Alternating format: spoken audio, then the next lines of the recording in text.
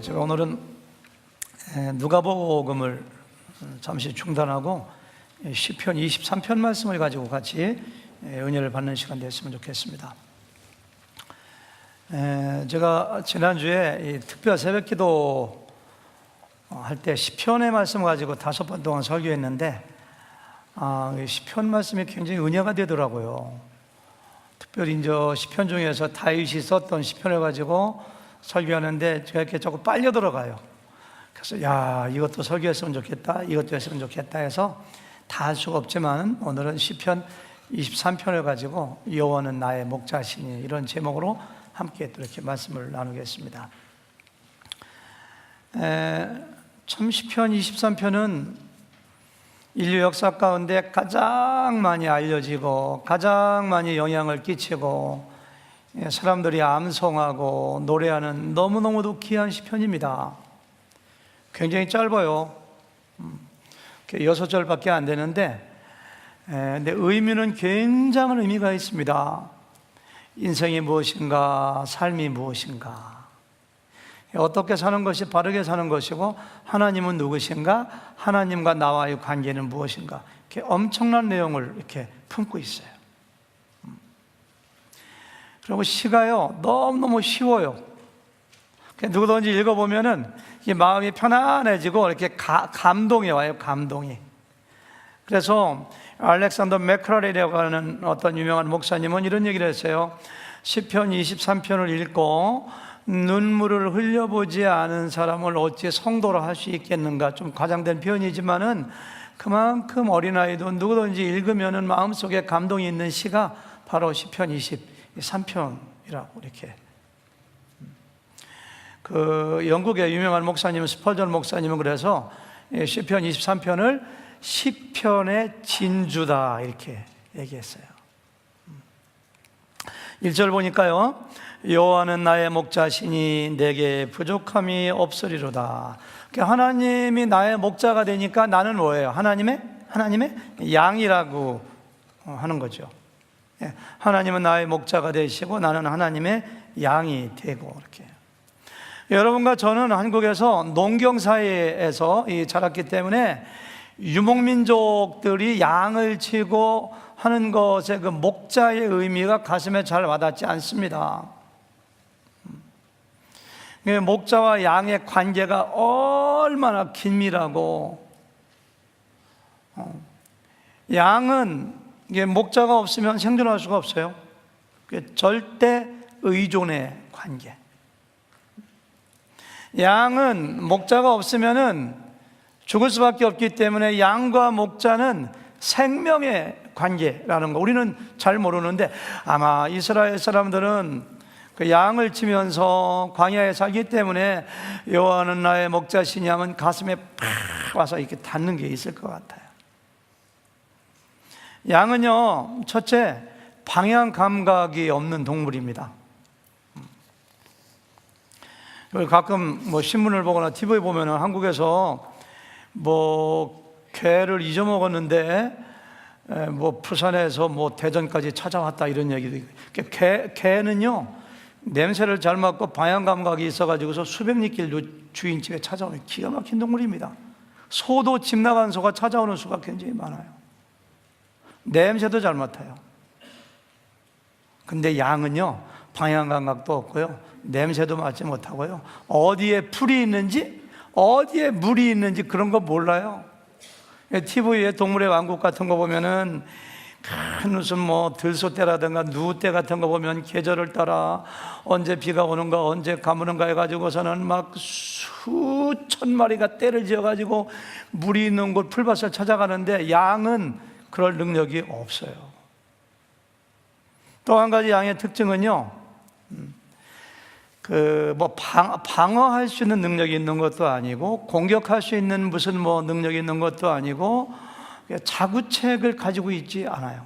제가 얼마 전에 동물의 왕국 TV를 보는데 사자 4마리가 고슴도치 1마리를 당하지 못하더라고요. 그 사자 4마리가 굶주렸는지 그 요만한 고슴도치를 잡아먹으려고 이렇게 공격을 하는데 고슴도치가 털을 팍 세워가지고 이렇게 찌르면은 사자 코에 몇 개가 박히면 따가워가지고 그냥 어떻게 할 줄을 몰라요. 사자 4마리가 번갈아 가서 찔러보지만 고슴도치 1마리를 이기지 못하고 도망가더라고요. 양은요, 염소처럼 무슨 뿔이 있는 것도 아니고 사슴처럼 빨리 달려서 도망가는 것도 아니고 무슨 보호색이 있는 것도 아니고 무슨 뱀이나 전갈처럼 독이 있는 것도 아니고 아무런 자구책에 대한 그 방어 기능이라든가 공격 기능이 없어가지고 그냥 누가 공격하면 죽는 게 양입니다. 세 번째는요, 우리가 양을 생각하면 색깔이 하얘니까 굉장히 깨끗한 동물이라고 생각하는데 양은 굉장히 더러움을 많이 탄다고 해요. 굉장히 더러운 양이 그 짐승이 양이라고 해요. 몸에 기생충도 많고요, 둔해가지고서 잘 넘어져서 상처도 잘 있고, 이게 목자가 없으면 안 되는 거예요. 목자가 없으면 양은 하루가 단 몇 시간도 견디지 못할지 몰라요. 그러니까 양에게 있어서는 목자가 반드시 필요한 거예요. 늑대나 산돼지나 사자나 누떼라든가 이런 것들은 자기 혼자 얼마든지 사슴도 살아갈 수가 있습니다. 저기 오면 도망가면 됩니다. 먹이도 잘 찾아다닙니다. 자기 집이 어딘지 알아요. 근데 양은 그냥 바보 같아가지고 목자가 없으면은 그냥 죽어. 그러니까 목자와 양은 뭐예요? 절대 의존의 관계이고, 무슨 관계예요? 이게 생명의 관계라는 거예요. 그리고요, 예수님이 이 말씀하실 때 이 시편에서 다윗이 이 시를 쓰는 장소가 이스라엘 땅인데요, 이스라엘 땅에 가보면은 미국처럼 한국처럼 파란 풀밭이 있는 것이 아닙니다. 광야이기 때문에 빨간 바위 산이에요. 여기저기 가끔 가다가 풀이 이렇게 나 있고 또 가보면 풀이 이렇게, 그런 데서 양이 어떻게 사는지 몰라요. 근데 버스를 타고 가다 보면은 중간중간 천막을 치고 지금도 베두인들이 양을 치는 모습을 봐요. 목자가 없으면 양은 존재할 수가 없어요. 다윗이 이 시를 쓸 때는 자기 머리에서 나온 것이 아니고 책에서 나온 것이 아니고, 다윗이 10년 동안 사울에게 쫓기면서 광야에 살면서 도저히 광야에 먹을 것이 있나요? 마실 것이 있나요? 밤에는 영하를 내려가는 추위와 밤에는 뜨거운 떼약볕 아래서 살아갈 수 없는데 하나님께서 계속 공급해 주시고 보호해 주시고 인도해 주셔서 자기의 경험 가운데서 지나고 보니까 우와, 하나님이 나의 목자가 되셨구나. 자기의 경험 가운데 쓴 시가 이 시이기 때문에 우리에게 더 큰 감동으로 이렇게 다가오는 것을 알 수가 있어요. 여러분, 성경에서는요, 하나님이 우리의 목자이시고 우리가 양이라고 표현하고 있어요. 창세기부터 요한계시록까지 그 말씀이 계속 나와요. 영적으로 적용해 보자면은 우리에게도 똑같은 논리가 적용돼요. 이사야서 53장 6절에 보니까 우리는 다 양 같아서 그릇 행하여 각기 제 길로 갔다. 우리 다 사람은 양 같다는 거예요. 여러분, 사람이 굉장히 지혜롭고 굉장히 영리한 것 같지만은 사람처럼 둔하고 사람처럼 어리석은 존재가 없어요. 밤낮 쭉 이래서 돈 벌어가지고서 어떤 사람은 라스베가스, 오클라호마, 저 루이지애나 가서 며칠 저녁에 몇십만 불 다 날리고 와서 가정에서 쫓겨나고 폐인처럼 살아가는 사람. 그래도 달라스는 적은데 캘리포니아 쪽 가면 그런 사람들 굉장히 많다고 하더라고요. 얼마나 등신이라는 말 나올 뻔했네 제가. 얼마나 등신 같고 바보 같아. 그게 사람이야, 사람. 담배를 피워서 연기를 마시면 암에 걸릴 확률이 10배 이상 높아지거든요. 암이 얼마나 무섭고 고통스러워. 근데 암이 걸릴 줄 뻔히 알면서도 그놈의 담배를 피워서 연기를 날마다 마셔요.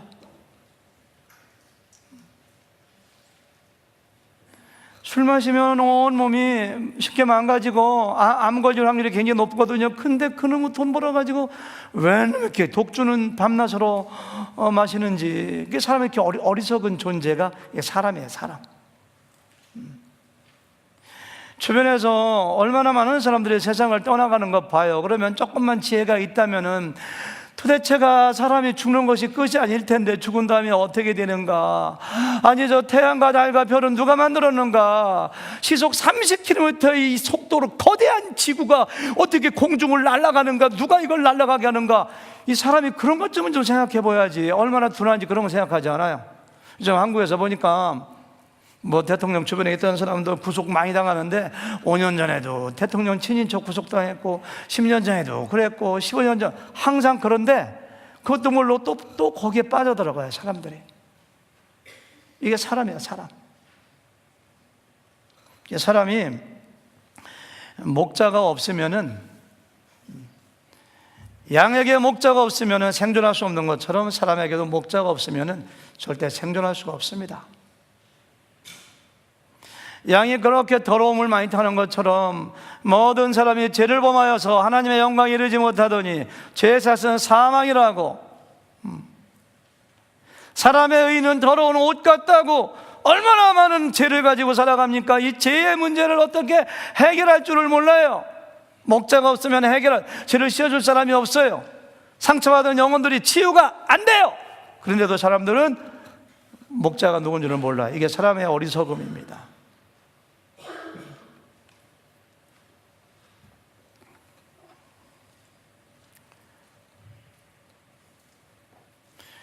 다윗은 10년 동안에 광야에 살면서 가지고 있는 것보다는 부족하고 결핍한 게 훨씬 많았습니다. 물도 없어요, 먹을 것도 없어요, 옷도 없어요, 쫓겨야 돼요.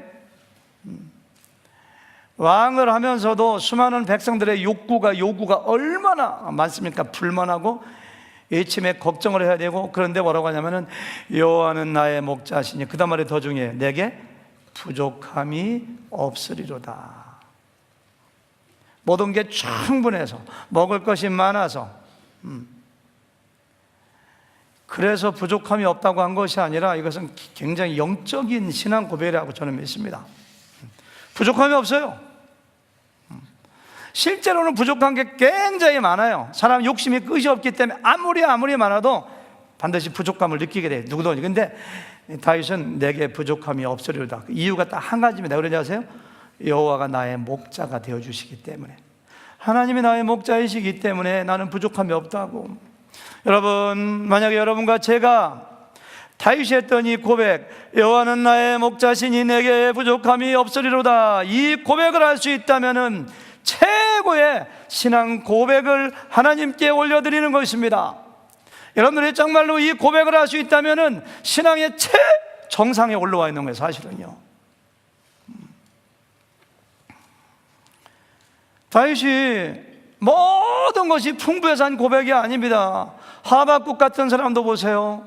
구약성경에 나오는 선지자인데요.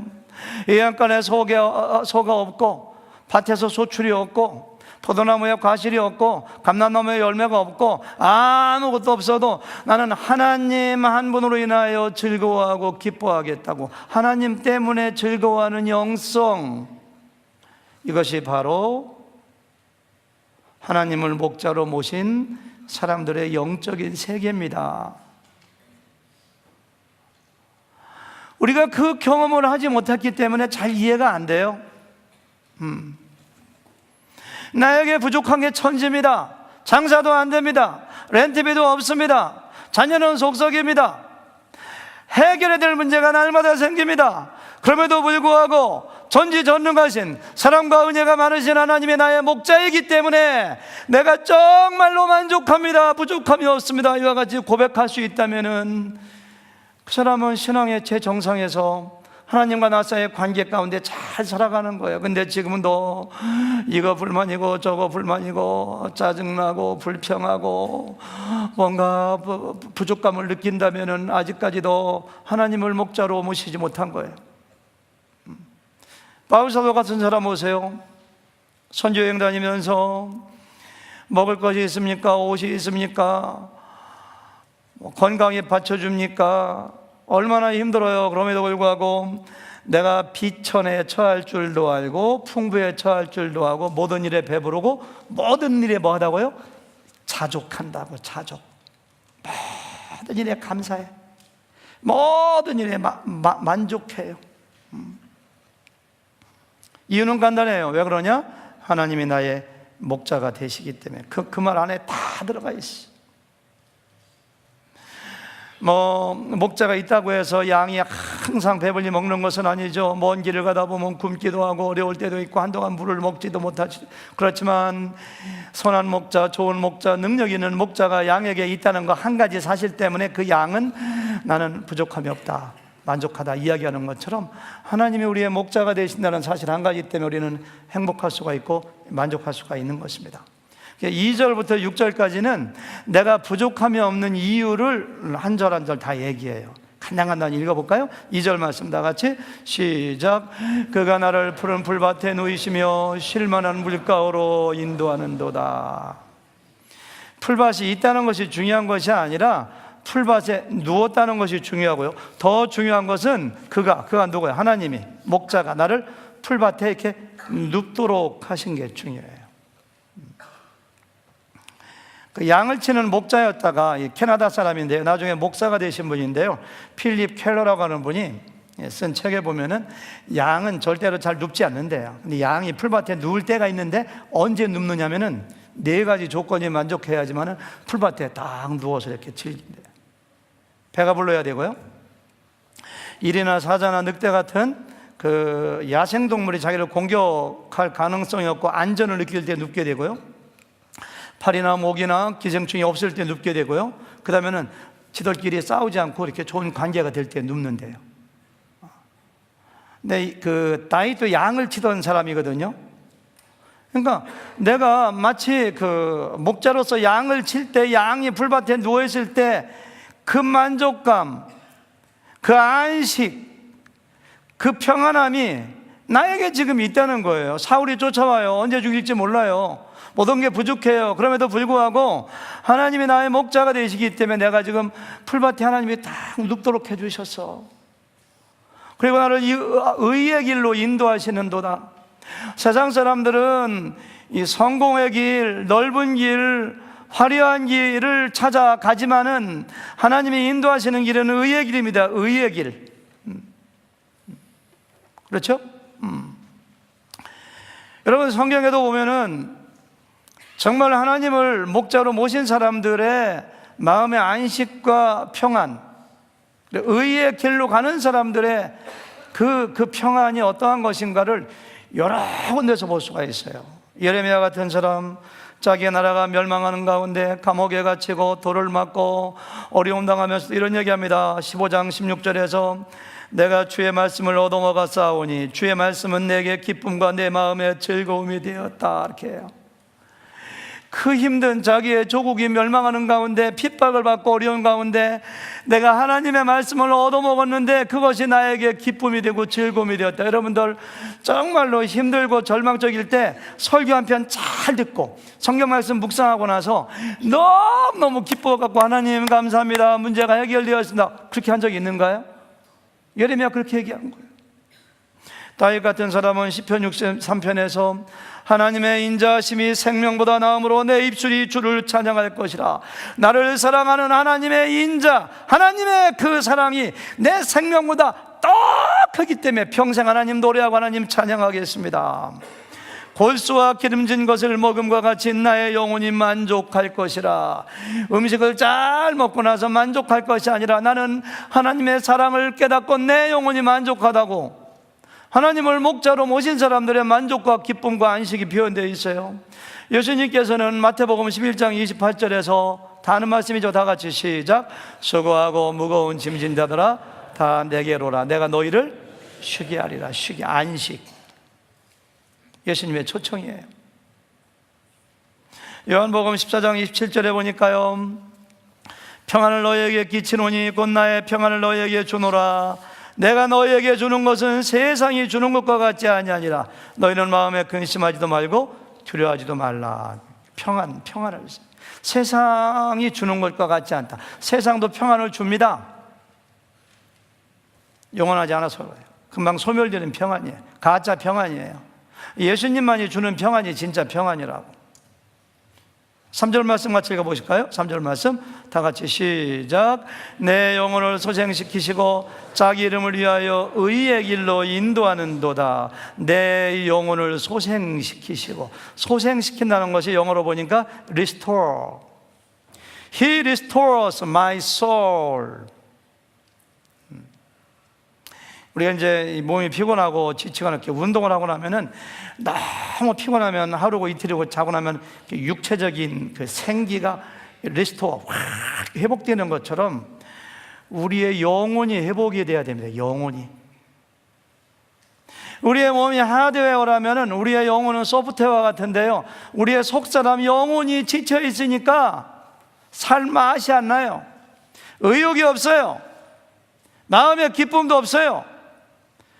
근데 우리의 영혼을 회복시키시는 하나님의 손길을 다윗은 경험한 겁니다. 여러분도 그런 경험이 있으신가 모르겠어요.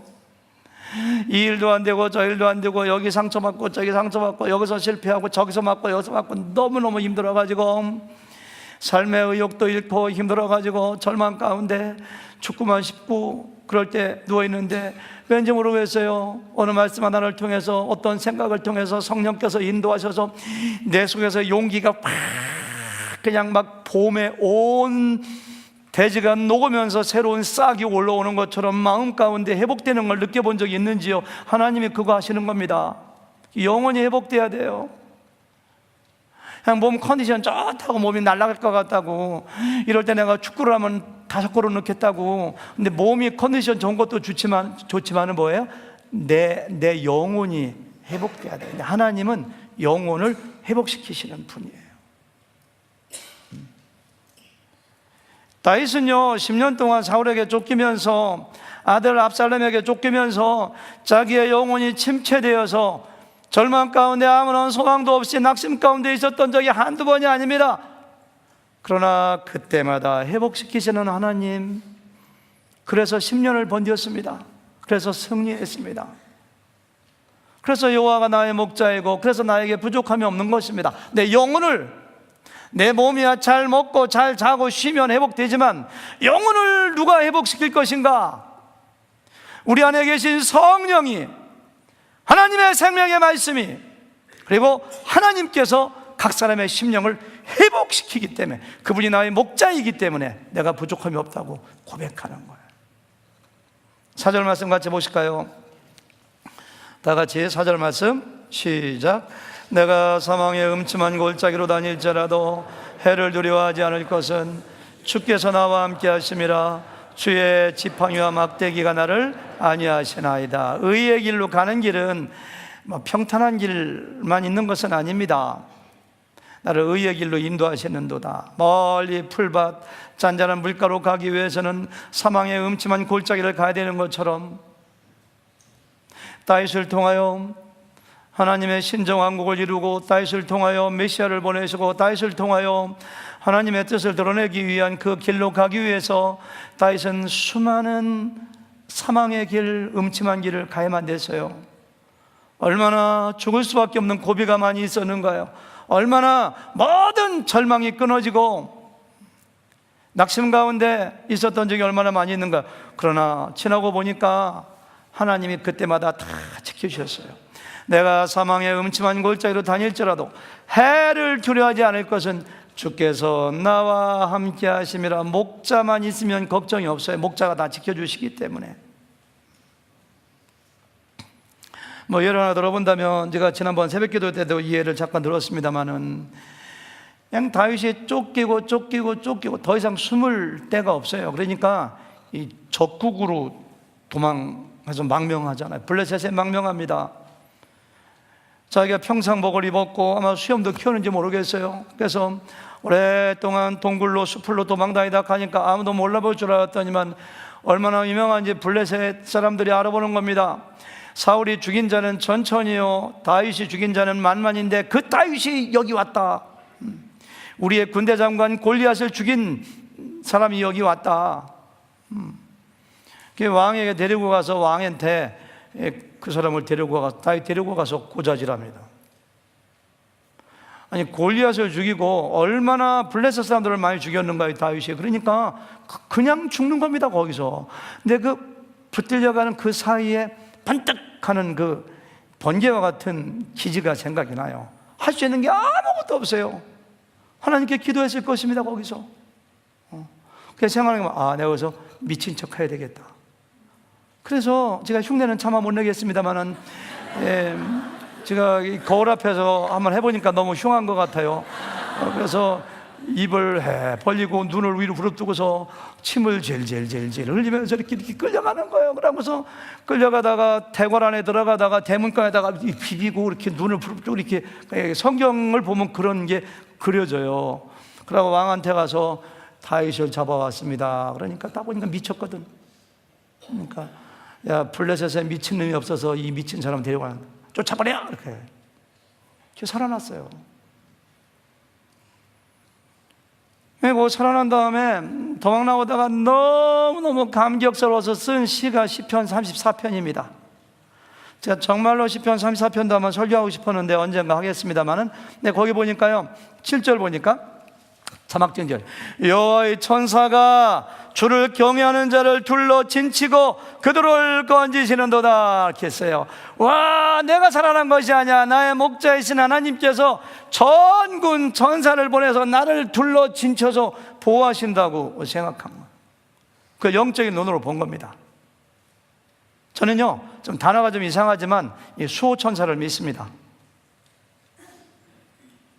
예수님을 나의 구주와 주님으로 영접하고 구원받은 사람에게는 하나님께서 천군 전사를 보내서 저는 보호하신다고 믿어요. 성경에 나와 있기 때문에. 여기 나와 있잖아요. 여호와의 천사가 주를 경외하는 자를 둘러 진치고 그들을 건지시는도다, 이렇게 했어요. 시편 91편에도 나와 있습니다. 10절 보실까요? 10절, 다 같이 시작. 화가 내게 미치지 못하며 재앙이 내 장막에 가까이 오지 못하리니, 그 이유가 뭐냐? 11절, 그가 너를 위하여 그의 천사들을 명령하사 내 모든 길에서 너를 지키게 하심이라, 이렇게 했어요. 아람 왕이 엘리사를 잡아 죽이기 위하여 수천 명의 특수부대를 보내서 엘리사가 자고 있는 도단의 숙소를 몇 겹으로 뺑뺑 둘러쌉니다. 엘리사의 종 게하시가 일어나서 아침에 보니까 우와, 그냥 아람 군대 특수부대가 수천 명이 겹겹이 둘러싸고 있는 거예요. 주인님, 주인님, 큰일 났습니다. 엘리사가 뭐 이렇게 호들갑 떠냐? 저 아람 군대 보세요. 야, 이 녀석아, 눈 좀 떠봐라. 그러고 영적인 눈을 탁 열게 해주시니까 아람 군대 앞에 하나님의 천군 천사, 불말과 불병거로 무장한 수만의 하나님의 천군 천사가 딱 보호해주고 있는 것을 보여줘요. 하나님을 경외하고 하나님을 사랑하는 사람은, 우리가 멀리 대학가에 있는 자녀들 어떻게 우리가 일일이 보호하겠습니까? 그들로 하여금 하나님 경외하게 하면 돼요. 경외하게, 하나님 사랑하게 하고. 다시 시편 34편 들어와서 8절 보니까 너희는 여호와의 선하심을 맛보아할지어다 그에게 피하는 자는 복이 있도다, 이렇게 했어요. 나의 목자 되신 하나님의 선하심을 여러분들은 얼마나 맛보아하시는지요? 다윗은 수없이 하나님의 선하심을 맛보아 알았습니다. 블레셋에 갔다가 극적으로 살아난 다음에 우와, 하나님은 선하신 분입니다, 이 고백하는 거예요. 9절 보겠습니다. 다 같이 시작. 너희 성도들아 여호와를 경외하라. 그를 경외하는 자에게는 부족함이 없도다. 여호와는 나의 목자시니 내게 부족함이 없도다라고 했는데, 여호와를 경외하는 자에게 부족함이 없다고, 내가 해보니까 그렇다고. 마지막, 같이 보실까요? 10절인가요? 다 같이 시작. 젊은 사자는 궁핍하여 줄일지라도 여호와를 찾는 자는 모든 것에 부족함이, 모든 좋은 것에 부족함이 없어요. 하나님 찾는 자. 내가 사망의 음침한 골짜기에 다닐지라도 두려워하지 않아. 하나님이 함께 하시기 때문에. 저는 이것도 다윗의 경험에서 나온 거라고 생각합니다. 다윗이 목자였을 때 그 사무엘상 17장에 보니까 이런 고백을 해요. 내가 아버지의 양을 지킬 때에 사자나 곰이 와가지고 내가 치는 양의 새끼를 입으로 꽉 물고 가면 내가 막 쫓아가서 그 입에서 새끼를 건져내고, 그것이 일어나 나를 해하고자 하면 내가 그 수염을 잡고 그걸 쳐 죽였나이다. 저는 좀 어린애와 같은 생각을 할 때가 많이 있습니다. 레슬링 세계 챔피언한 사람하고 사자하고 싸우면 누가 이길까, 이런 생각을 해요, 가끔. 그리고 전 세계에서 유도 가장 잘하는 그 헤비급, 제가 어느 교회 수련회 인도를 갔더니 그 동네에 한국에서 유도 헤비급 챔피언 이런 분이 있길래 그분한테 어리석은 질문을 했습니다. 혹시 집사님하고 사자하고 싸우면 누가 이기겠습니까? 이렇게 물어보니까 그분이 글쎄 잘하면 이길 것 같은데 맨손 가지고는 힘듭니다. 몽둥이 하나만 주면 이길 것 같은데, 이렇게 하더라고요. 그 레슬링 챔피언이었던 그 목사님 계시잖아요. 제가 물어봤어요. 목사님, 한창 때 호랑이나 사자하고 싸우면 누가 이길 것 같아요? 한창 때는 내가 이겼을 거라 아마 또 그렇게 하시더라고요.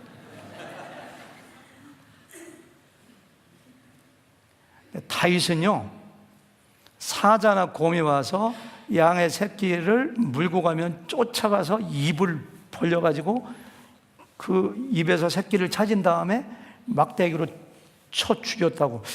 야, 다윗이 어떻게 그런 레슬링 챔피언도 아니고 그렇게 고백해요. 그러니까 자기가 목자일 때 그렇게 했기 때문에 악한 사탄 마귀가 나를 유혹하고 나를 잡아가면은 나의 목자 대신 하나님께서 내가 그렇게 했던 것처럼 그의 막대기와 지팡이가 나를 안위하시나이다 팍팍 쳐가지고 그걸 영적으로 지금 적용하는 것입니다. 여러분 생각해보면, 여러분들 여기 와 있는 거 감사하셔야 됩니다. 저도 생각해보면 아찔할 때가 많아요. 그 유혹, 그 시험 가운데서 내가 빠지지 않고 여기까지 오도록 인도해 주신 하나님께서 마귀 사탄의 유혹을 물리쳐 주신 거예요. 그 지혜에 넘어가면 나는 어떻게 되었을까? 얼마나 비참할까? 보세요. 요한일서 5장 18절 보니까 지금도 우리에게 그대로 적용됩니다. 나같이 시작. 하나님께로부터 나신 자가 그를 지키심에 악한 자가 그를 만지지도 못하느니라. 그 앞에 보니까 하나님께로서 난 자마다 범죄하지 않나니 이렇게 했어요. 범죄하지 않아요. 왜 그러냐? 악한 자가 우리를 만지지도 못하도록 하나님께서 지켜주세요. 다윗은 그래서 여호와는 나의 목자시니 내게 부족함이 없으리로다, 그렇게 고백하고 있는 거예요. 마지막으로 5절, 왜 그는 부족함이 없는가? 나같이 시작. 주께서 내 원수의 목전에서 내게 상을 차려주시고 기름을 내 머리에 부으셨으니 내 잔이 넘치나이다. 모두가 갑자기 이 잔치 분위기, 축제 분위기로 바뀌어요. 원수의 목전에서 내게 식탁, 상, 밥상, 풍성한 식탁을 쫙 차려주시는 거예요. 상징적인 표현이죠. 기름을 내 머리에 부으셨으니, 고대 이스라엘 땅에는 귀한 손님이 오면은 머리에 기름을 발라주는 풍습이 있습니다. 귀한 손님에게 머리를.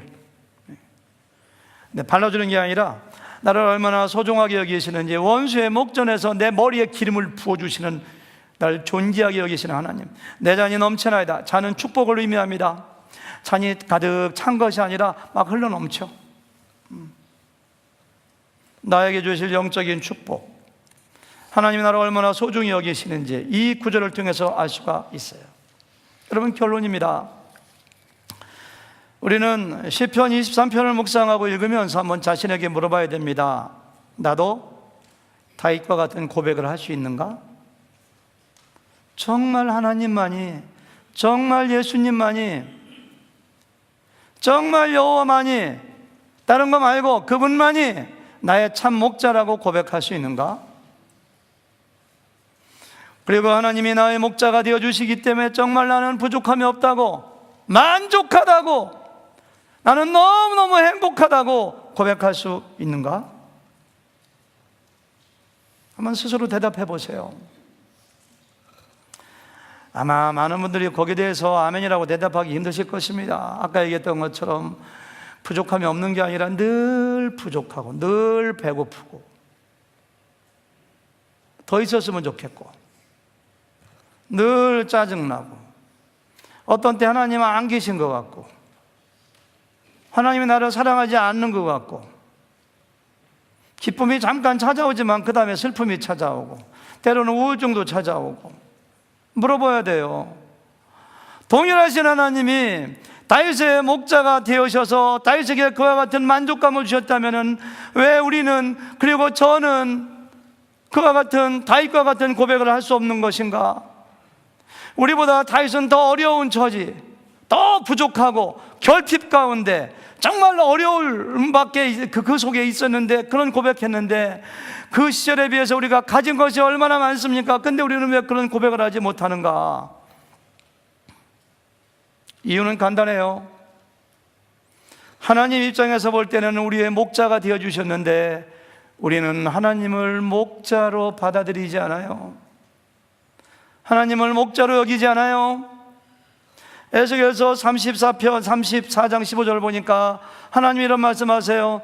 내가 친히 내 양의 목자가 되어 그것들을 누워있게 할지라. 주 여호와의 말씀이니라. 내가 친히 내 양의 목자가 되어 그것들을 누워있게 하리라. 하나님께서 이미 우리의 목자가 되겠다고 말씀하셨는데 우리는 우리의 목자가 누구인 줄을 몰라요.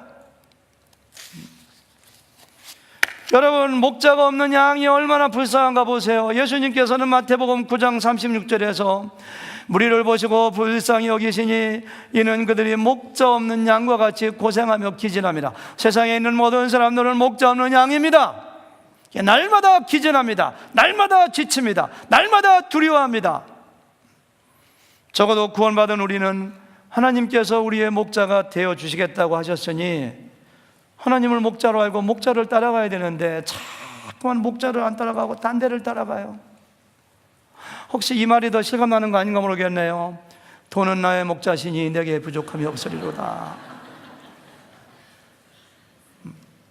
재물을 목자로 삼는 사람들이 있어요.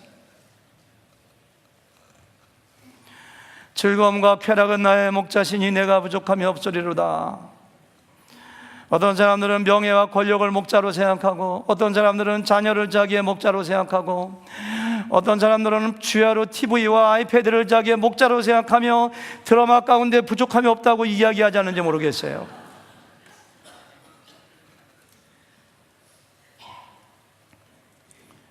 어떤 사람들은 술이 나의 목자가 되나니 부족함이 없다고 할지 모르겠어요. 우리의 목자 되신 분은 하나님밖에 없는데 자꾸만 세상 메시지, 사탄 마귀가 우리를 유혹하는 메시지 가운데서 엉뚱한 목자를 따라가려고 하는 것이 우리가 아닌지 모르겠습니다. 하나님을 나의 목자라고, 그래서 내가 부족함이 없다고 고백하는 것이 진정한 신앙입니다. 하나님은요, 구원받은 하나님의 백성들이 하나님을 나의 목자라고, 그래서 행복하다고, 부족함이 없다고 고백하기를 원하세요. 그러니까 생각해 보세요. 이스라엘 백성들을 애굽에서 출애굽할 때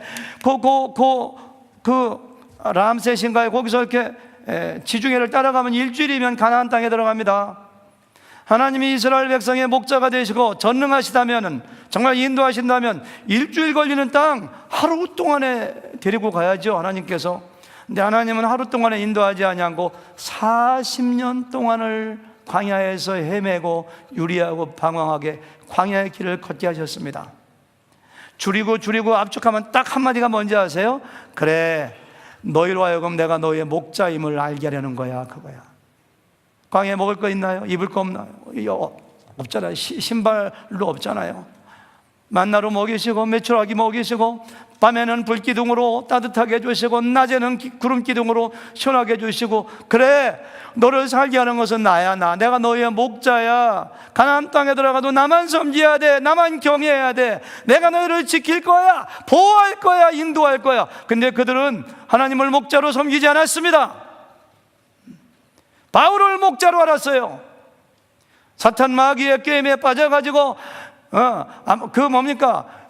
다른 신을, 몰렉 신을 전부 다가 목자로 알았어요. 그래 하나님의 진노를 받아가지고 신명기 2장 7절 보니까 내 하나님 여호와께서 이 40년 동안을 너와 함께 하셨으므로 내게 부족함이 없었느니라.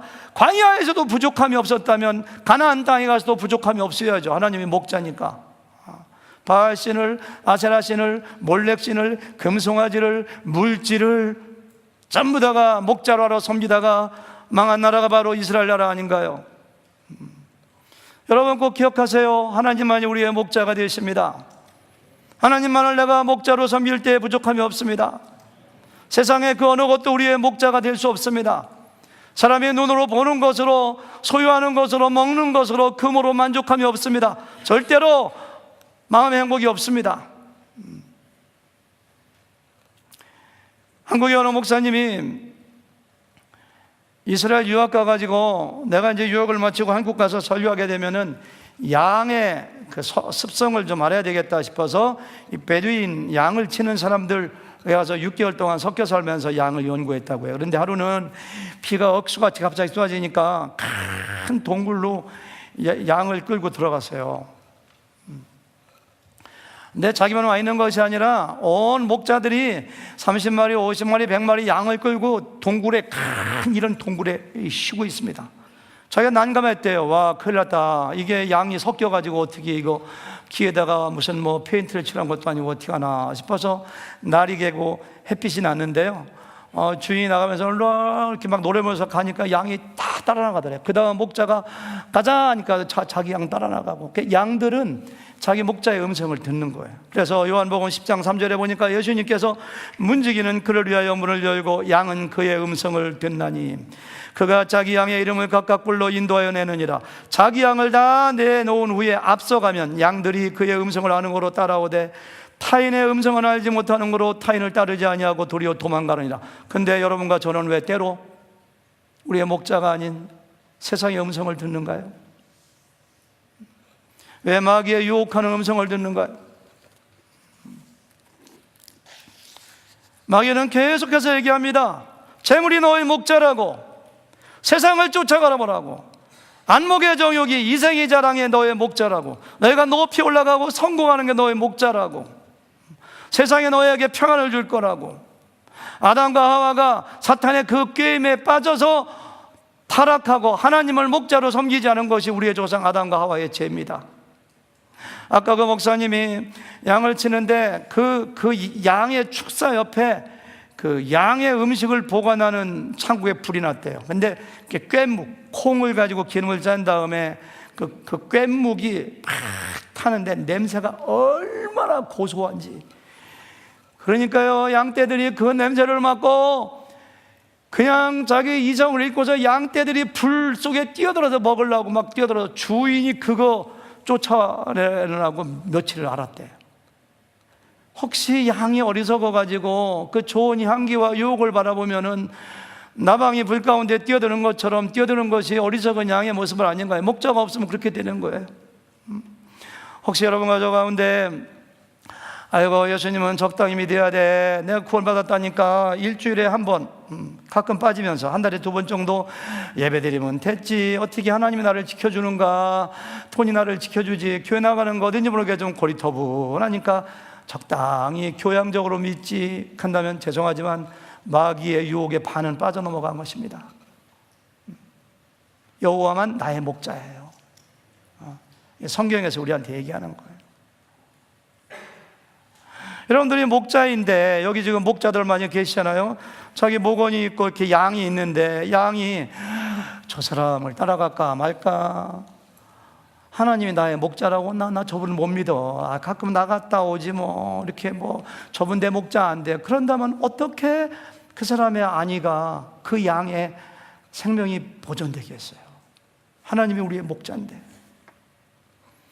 그래서 요한복음 10장 10절에 보니까 도둑이 오는 것은 도둑질하고 죽이고 멸망, 이 사탄이 오는 것은 죽이고 멸망하는 것입니다. 내가 온 것은 양으로 생명을 얻게 하고, 예수님이 오신 것은 우리에게 생명을 얻게 하고 더 풍성히 얻게 하는 것이라. 나는 선한 목자라. 선한 목자는 양들을 위하여 목숨을 버리거니와 삭구는 목자가 아니요 양도 제 양이 아니라. 이리가 오는 것을 보면 양을 버리고 달아나나니 이리가 양을 물어가고 또 했죠. 세상에 얼마나 삭군 목자가 많습니까? 이단은 무조건 되고 삭군 목자고요. 정통 교회 내에도 얼마나 이런 사람들을 우리가 이해를 많이 듣는가요? 정말로 정신 바짝 차려야 됩니다.